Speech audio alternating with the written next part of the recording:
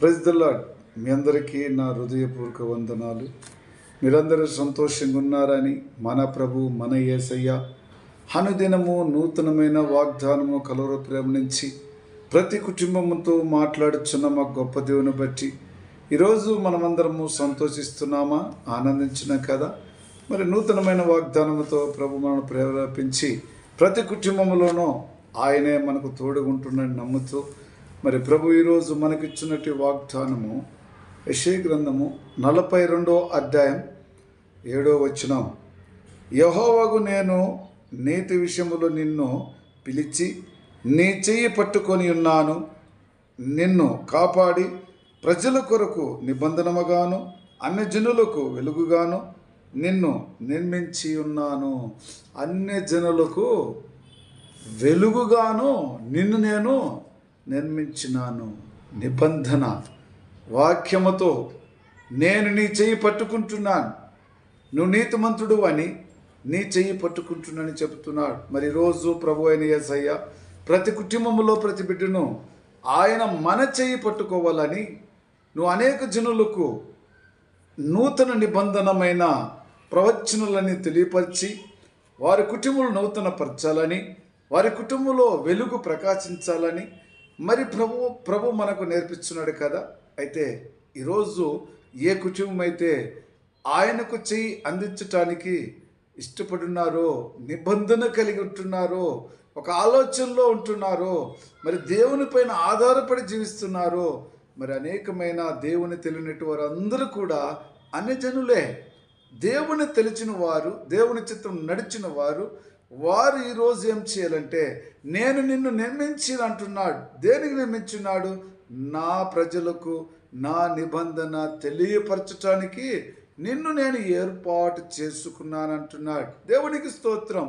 ఈరోజు ప్రతి ఒక్క కుటుంబంలో ప్రతి గ్రామంలోనూ కూడా మరి యేసు ప్రభు నామమును మరి ఎవరైతే ఆయన నామమును తెలియపరుచున్నారో, ఆయన గురించి తెలుసుకుంటున్నారో, మరి ఈరోజు ప్రతి కుటుంబంలో కూడా యేసయ్య ప్రతి బిడ్డ హృదయంలో ఉంటున్నాడని నమ్ముతున్నారా?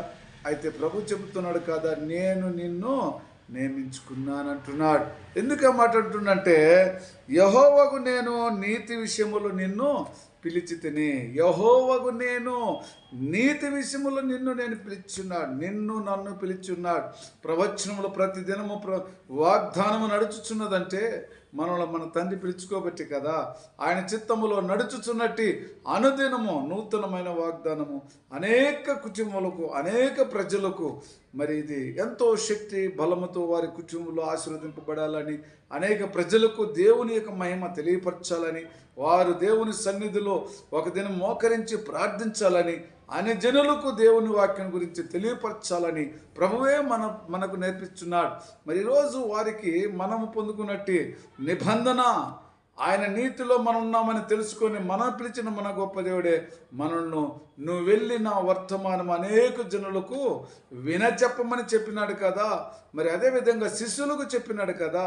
ఈరోజు నీకు నాకు కూడా ఆ యొక్క ఆలోచన మనకిచ్చి మనందరినీ ఏర్పాటు చేసుకున్నాడు. ఆ దేవుని బట్టి ప్రతి ఒక్క కుటుంబానికి ప్రతి ఒక్క ప్రజలకు తెలియపరుద్దామా?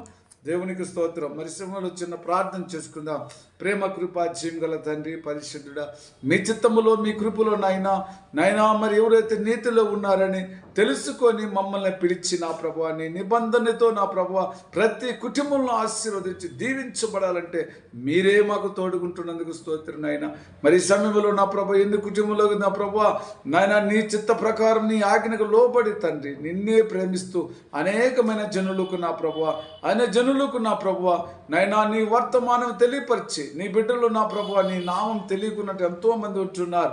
వారందరూ కూడా యేసుక్రీస్తు నిజ దేవుడు అని చెప్పి వారందరి కుటుంబంలో బాగుపడటానికి, వారిని ఆశీర్వదించటానికి, వారిని దీవించటానికి, వారు పరలోక రాజ్యంలో చేర్చుకునటానికి ప్రభువా ఈ లోకములు మేము చెప్పవరకు ఉండే సాయం దయచేయమని యేసుక్రీస్తు నామములో ప్రార్థిస్తున్నాను తండ్రి. ఆమేన్.